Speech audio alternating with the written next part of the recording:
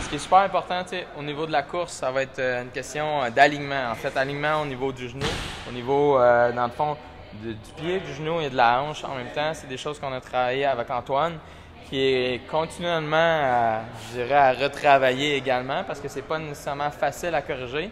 Mais plus qu'on tend vers un bon alignement, mieux que, moins de chances on a d'avoir des blessures. Donc, si on regarde avec Antoine, ton alignement, c'est l'alignement sur un pied, dans le fond, ce qu'on veut. Fait que si tu te mets sur un pied, puis mettons qu'on plie le genou.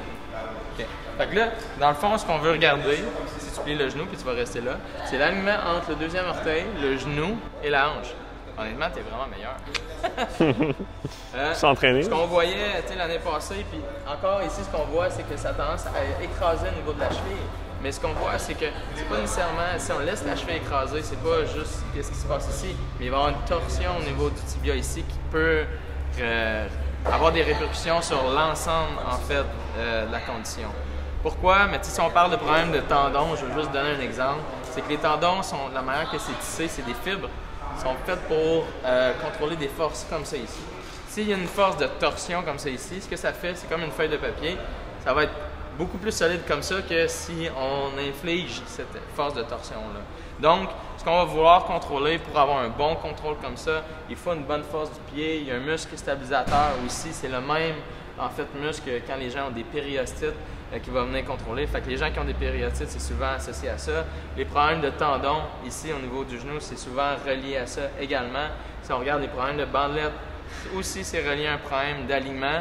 On pourrait avoir des problèmes de hanche aussi. Dans le fond, c'est que si le bassin a tendance à chuter, mettons que tu me fais un contre-exemple. Exact. Là, ce qu'on voit, c'est que ça plie ici, le genou rentre vers l'intérieur et même au niveau de la hanche, il risque d'avoir des accrochages. Là, tu nous as montré ta bonne jambe. Je suis vraiment curieux de voir qu'est-ce qui se passe de l'autre côté. Tu es vraiment meilleur qu'avant. Tu me surprends moi-même. Good job. On voit que c'est quand même un petit peu moins bon. Puis je vais vous expliquer pourquoi. C'est pas un problème qui est majeur en ce moment, mais en fait, tu as un bon alignement au niveau de ton genou et ton pied, puis ce qu'on voyait. Mais tu déportes un petit peu ton poids sur le côté, puis au niveau de ta hanche. Ce que je veux dire par là, c'est que si je donne un exemple, c'est que à place d'être bien droit, je suis pas vraiment meilleur, à place d'être bien droit comme ça ici, tu as tendance à mettre le poids plus sur le côté. C'est pas si mal comme problème, mais c'est sûr que ça montre encore que c'est ta hanche qu'on voulait travailler dessus puis qu'on a encore du chemin à faire, mais c'est quand même vraiment mieux que ce qu'on voyait l'année passée. Donc, pour monsieur et madame tout le monde, ça, si on regarde quelqu'un courir et si on le regarde de face, c'est vraiment quelque chose qu'on va venir regarder. Il y a un peu de controverse au niveau des études scientifiques à ce niveau-là. On n'a pas réussi à démontrer encore que ça avait une si grande importance que ça. Par contre, c'est des choses que je travaille à tous les jours avec mes athlètes, avec monsieur et madame tout le monde. Et cliniquement, ça donne vraiment des bons résultats. Donc, j'imagine que dans le futur, avec des outils de mesure qui vont être un peu plus précis, les études vont être plus précises. Puis j'espère qu'on va être capable de montrer ces résultats-là parce que c'est vraiment ce qui va faire la différence de travailler sur tous ces aspects-là au niveau de la course. Puis, on le voit, les gens qui ont des problèmes comme ça ici, pas comme toi, mais là, en fait, c'est rendu mieux, qui ont des problèmes au niveau de l'alignement. C'est vraiment des choses qui ont des répercussions directement sur les blessures. Et quand on les corrige, on voit des améliorations flagrantes, vraiment fulgurantes au niveau de nos patients. Donc, c'est quelque chose de quand même très, très important. Donc, un exercice simple, si on veut regarder ça, mais c'est un peu ce qu'Antoine faisait. Fait que si tu viens sur une jambe, tu peux faire ta bonne si tu veux. Ouais. Donc, l'affaire, c'est que si on plie un peu le genou, parfait, tu restes comme ça et tu remontes. Donc, la chose avec ça, c'est qu'Antoine est très, très bon actuellement. Les gens, souvent, ce qui va arriver, c'est que aussitôt qu'ils vont commencer ça, on va voir le genou rentrer vers l'intérieur. Si on n'est pas capable de conserver ça, ce qu'il va falloir faire, c'est s'aider un petit peu avec le pied. Si on veut montrer une progression, tu vas mettre les orteils en arrière, juste aider un petit peu ton équilibre. On va prendre cette position-là, puis tranquillement, garde ton genou plié, comme ça ici. Puis tu vas essayer de déporter ton poids sur le côté tranquillement. Fait qu'on voit qu'Antoine est capable de le faire vraiment facilement. Par contre, chez bien des gens, les exercices que je vais donner, ça peut prendre 2-3 semaines au moins à arriver à ce stade-là. Donc, ce qu'on va faire, c'est qu'au début, on va peut-être mettre 30% du poids, on va céder 70% avec celui-là. Ensuite de ça, on va arriver à 50-50. Après ça, on va tomber à tout le poids. Donc, c'est vraiment important de s'assurer de cette progression-là parce que si on ne le fait pas, on va continuellement s'en aller dans une mauvaise direction et on va désapprendre. Donc, si on fait un mouvement, si on fait des compromis au niveau de la technique, ce qui arrive, c'est que ce n'est pas les bons muscles stabilisateurs qui vont venir contracter.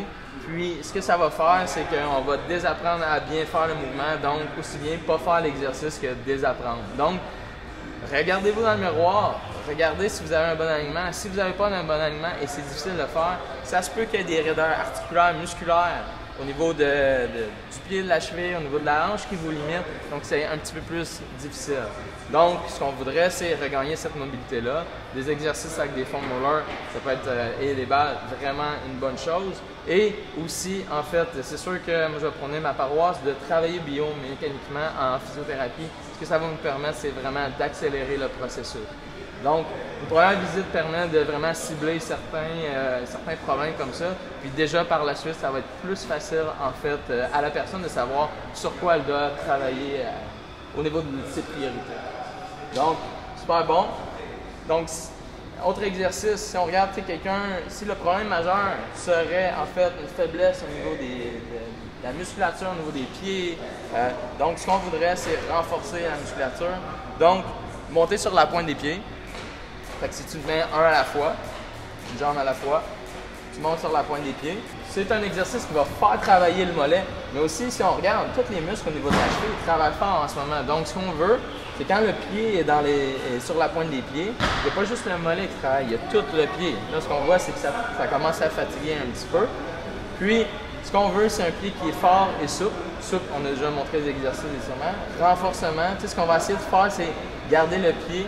Puis c'est pas nécessairement facile. On peut tenir notre équilibre à ce moment-là, mais on va essayer de garder le pied un peu plus longtemps dans les airs, puis redescendre tranquillement.